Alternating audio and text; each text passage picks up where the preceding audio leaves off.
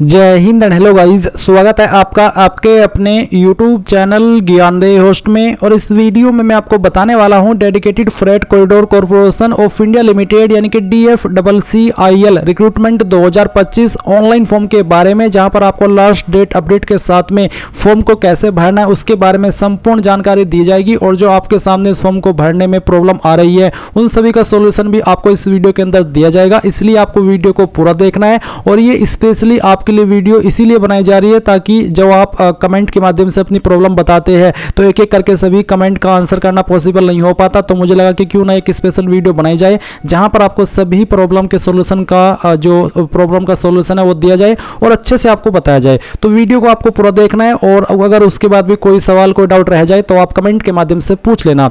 Guys, अगर आपने अभी तक वीडियो को लाइक शेयर नहीं किया कर दीजिएगा, चैनल के ऊपर नए हैं तो चैनल को सब्सक्राइब करके बेल आइकन ऑन कर लीजिएगा। उसके बाद में जो लिंक मैंने वीडियो को डिस्क्रिप्शन में दिया है आप ओपन करिए। इसको ओपन करने के बाद जानने को मिलेगा कि इसमें 642 पोस्ट निकाली गई थी और आपने फॉर्म को यहां पर 18 जनवरी से फिल करना स्टार्ट किया था और आपके फॉर्म भरने की लास्ट डेट 16 फरवरी 2025 है, यानी कि आपके पास यहां पर अभी सिर्फ 4-5 दिन ही बचे हैं। तो आपको जितना जल्दी हो सके फॉर्म को भर लेना है, लास्ट डेट और नज़दीक आने का बिल्कुल भी वेट नहीं करना है, नहीं तो वेबसाइट के अंदर और भी काफ़ी सारे इशू आने शुरू हो जाएंगे। तो आप यहां पर जान लीजिए कि कौन सी पोस्ट के लिए कितनी वैकेंसी है। अगर आपने अभी तक नहीं जाना किस पर अप्लाई करने के लिए क्या क्वालिफिकेशन चाहिए उसकी पूरी इन्फॉर्मेशन आपको यहाँ पर दी गई है। सभी जानकारी चेक करने के बाद अगर आप इसमें एलिजिबल है और आपका मन है अप्लाई करने का, आपने अभी तक नहीं किया, तो आप अप्लाई ऑनलाइन लिंक ओपन करेंगे, आपके सामने यह वेबसाइट आएगी जिससे आपको फॉर्म को भरना है। आप यहाँ पर एक बार फिर से देख लीजिए कि 16 फरवरी 2025 रात 11:15 बजे तक ही आप इस फॉर्म को भर सकते हैं, उसके बाद आपका लिंक डीएक्टिवेट कर दिया जाएगा।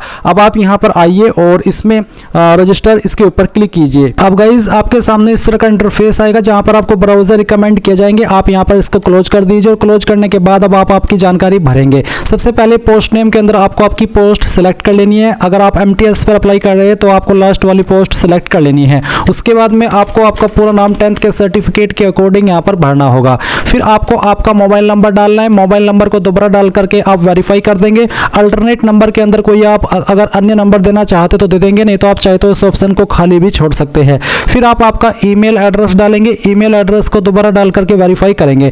देन आप जनरेट OTP के ऊपर क्लिक करेंगे तो आपके सामने एक न्यू विंडो ओपन होगी और उसमें आपको इस तरह का कैप्चा भरना होगा जैसे कि आप वीडियो में देख सकते हैं। जैसे आप कैप्चा डाल करके सबमिट करेंगे तो आपके नंबर और ईमेल के ऊपर OTP जाएगा। कोई एक OTP आप यहां पर डाल करके वेरीफाई कर देंगे। फिर आप डिक्लेरेशन के नीचे आई एग्री करेंगे एंड देन आप यहां पर एक कैप्चा कोड भरने के बाद रीवेरीफाई इसके ऊपर क्लिक करेंगे। रीवेरीफाई के ऊपर क्लिक करने के बाद जो आपने इन्फॉर्मेशन भरी, चाहे वो आपकी पोस्ट नेम, आपका नाम, आपका नंबर, आपकी ईमेल एड्रेस हो, ये आपको डबल वेरीफाई करनी है इनके ऊपर टिक करके, जिनका मतलब ये होता है कि हाँ आपने डबल चेक कर लिया और आपके अकॉर्डिंग सभी जानकारी सही है।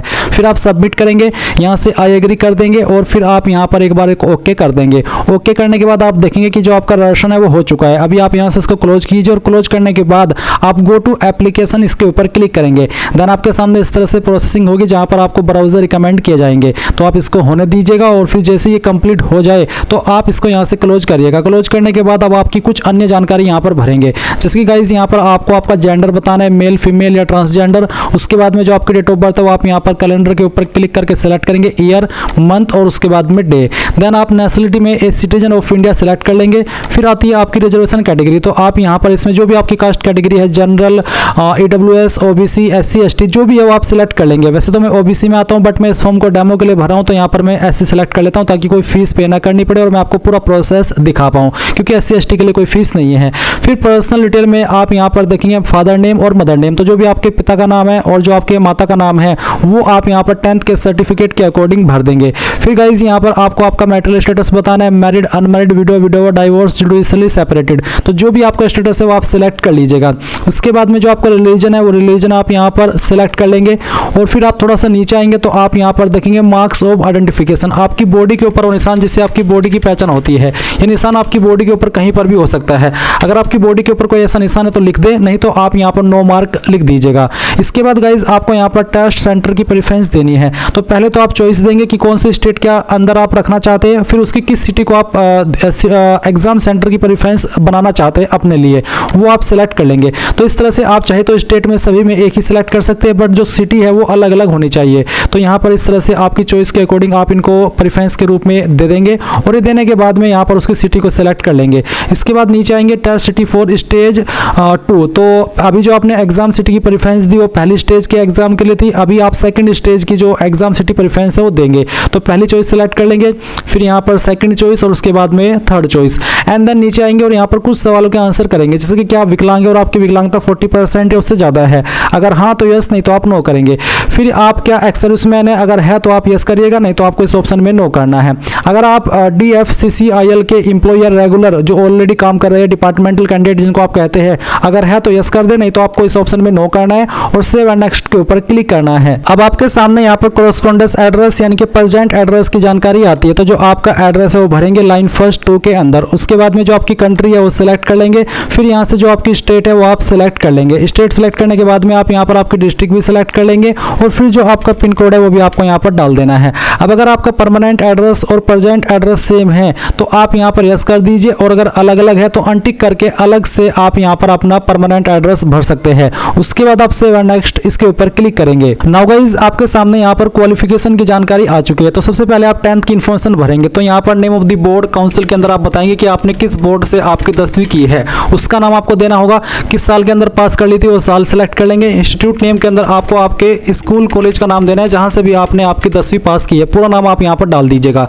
फिर है आपके नंबर किसके अंदर थे, परसेंटेज या CGPA। तो मेरे परसेंटेज थे, मैं परसेंटेज सेलेक्ट किया हूँ। उसके बाद में बताना कि आपको कितने नंबर आए थे वो आप यहाँ पर भर देंगे, और कितने में से आए थे वो आप मैक्सिमम मार्क्स के अंदर भरेंगे, परसेंटेज आपकी कैलकुलेट कर ली जाएगी। इसके बाद इसेंशियल क्वालिफिकेशन, तो जिस भी पोस्ट पर आप अप्लाई कर रहे हैं उस पर अप्लाई करने के लिए जो जरूरी क्वालिफिकेशन है वो आपको यहाँ पर देखने को मिलेगी। जैसे कि मैंने MTS सेलेक्ट किया, तो MTS में 2 विकल्प है 10वीं के अलावा, एक है minimum 1 year course complete act apprentice या फिर मिनिमम 1 ईयर ITI। तो जो भी आपके पास है अप्रेंटिसशिप है तो ये सेलेक्ट कर लें, और अगर 1 साल की ITI कर चुके हैं तो आप यहाँ पर मिनिमम 1 ईयर ITI सेलेक्ट कर लीजिएगा।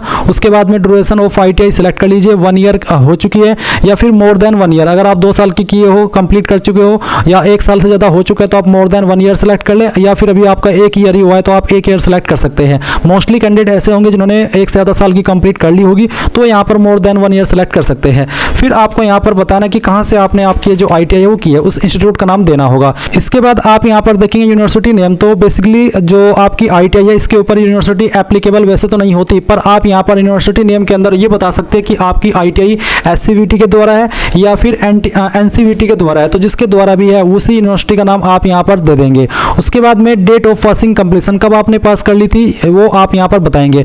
अगर अभी आप कर रहे हैं, आप मान लीजिए 1 साल की कर चुके हैं, तो जब आपकी 1 साल की कंप्लीट हुई है वो डेट भी आप यहाँ पर सिलेक्ट कर सकते हैं, जैसे कि मैं आपको सिलेक्ट करके दिखा रहा हूँ। इसके बाद में नंबर किसके अंदर थे वो आप बताएंगे। मैंने परसेंटेज सिलेक्ट किया तो आप बताएंगे कितने नंबर आपको आए थे। मैं डेमो के लिए नंबर आपको फिल करके दिखा रहा हूँ, आप आपके रियल नंबर यहाँ पर डालिएगा और फिर आपको मैक्सिमम मार्क्स भी यहाँ पर भर देने हैं। उसके बाद गाइज वर्क एक्सपीरियंस अगर आपके पास कोई है तो आप यहाँ पर यस कर दीजिए। यस करने के बाद में उस ऑर्गेनाइजेशन का नाम जहाँ पर आपने एक्सपीरियंस किया है या फिर उस बंदे का नाम जहाँ पर आपने काम किया और कब आपने जॉब ज्वाइन की थी वो बताएंगे। नहीं है तो आप नो कर दीजिए।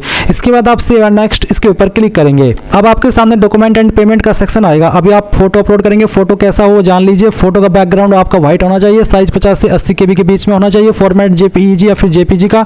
तो आप ब्राउज टू अपलोड के ऊपर क्लिक करेंगे और जहाँ पर आपकी फोटो फाइल है वो आपको सेलेक्ट करनी है। तो चलिए मैं यहाँ पर ये फाइल सेलेक्ट करता हूँ, ओपन करता हूँ। इस तरह से आपका फोटो यहाँ पर आ जाएगा।